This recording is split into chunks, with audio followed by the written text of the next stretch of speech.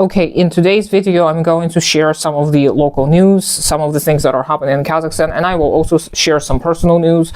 If you're interested, keep watching. If not, goodbye. So first up, we have been experiencing pretty major flooding in some parts of Kazakhstan, which is to be expected not only with climate change, but with neglect, the systemic neglect that has been happening for years. It's nothing new. We have been talking to people who live in areas that get flooded, and they report that it is mostly due to lack of maintenance. The governmental structures that are supposed to take care of the snow in winter, they oftentimes complain that they don't have enough resources, so the snow just piles up, and then when spring comes, everything melts and everything gets flooded. So it is a systemic issue. It's not necessarily connected to climate change. However, this year it appears that these issues have been exacerbated and there has been worse flooding in some areas. So some people are really genuinely living with the consequences of this lack of care and the climate disaster that we're not really doing much about. Second piece of news is that we have had mine rescuers, people who help miners when they get stuck. These people, as far as I'm aware, also do mountain rescue. So these people filmed a video asking the president of our country to nationalize their industry, their service, because in the recent years they have been privatized and they have seen a rise in accidents.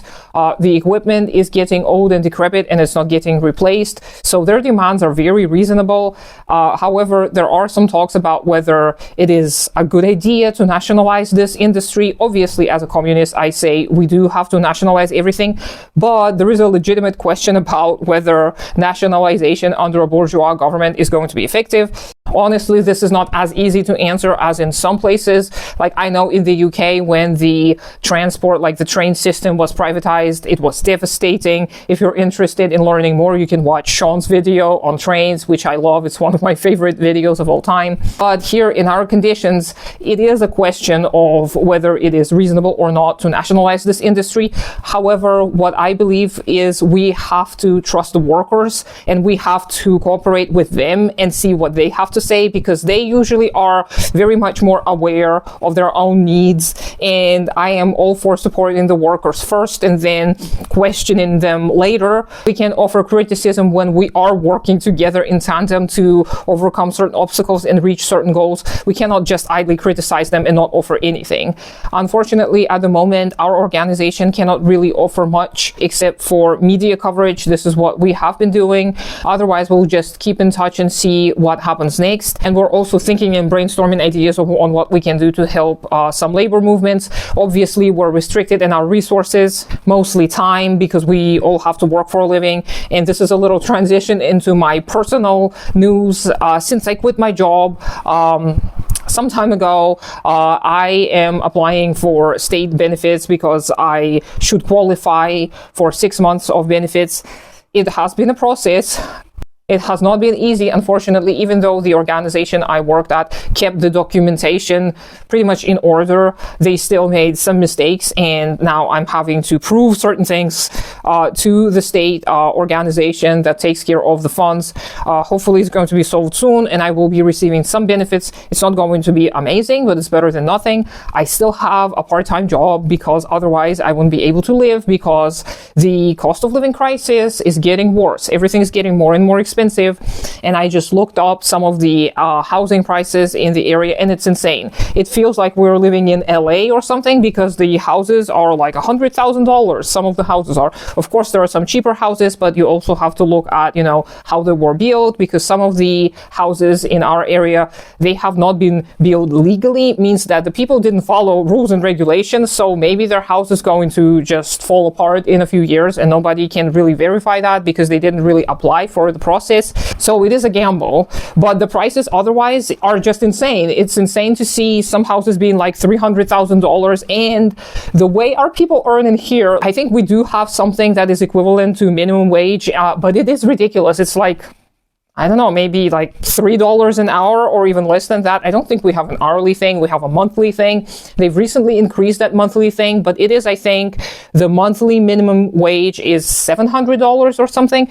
And I'm not sure, so don't quote me on that. But even if it was $700, imagine, will you ever be able to afford a house that cost $100,000. It's just insane to me. And rent has gone up. It just devastates so many people. Rent is now approximately very common rent in our area, like in the parts of the city where you can get to something reasonably. So it's not downtown, but areas that are reasonably close to everything else.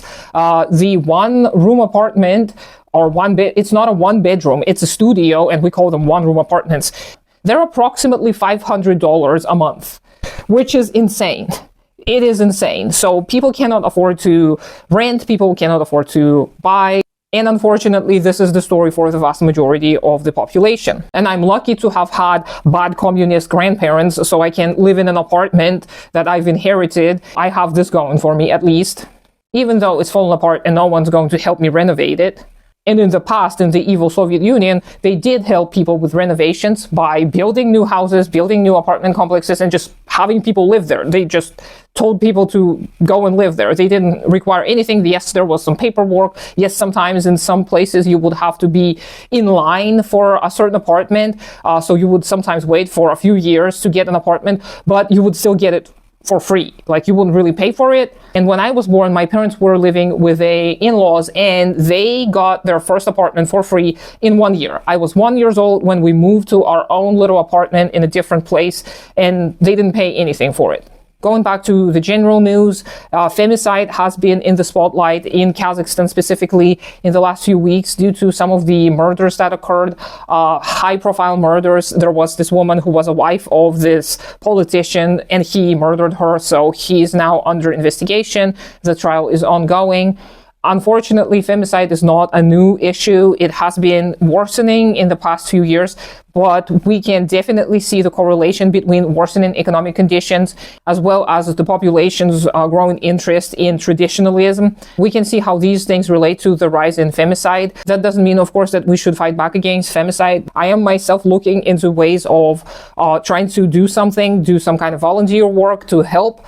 I'm still in the early stages of planning and brainstorming, but since I have a little bit more free time because my job now is a part-time job, I may be able to engage in more volunteer work, and I will keep you posted if I come up with anything. Meanwhile, if you're interested in supporting me, because I am now formally unemployed and my government benefits are quite limited, I welcome donations. So you can subscribe to me on Patreon, or you can give me a one-time donation. If you're interested in sending me a PayPal donation directly, you can contact me and we can sort it out. Definitely don't feel pressured into doing that. I know that most of us are struggling nowadays due to the late-stage capitalism and climate change and all of the disasters just coming at us all at once. Do what you can to survive and take care of yourself and your community first. Otherwise, I hope you have a great day today, and I'll talk to you sometime later.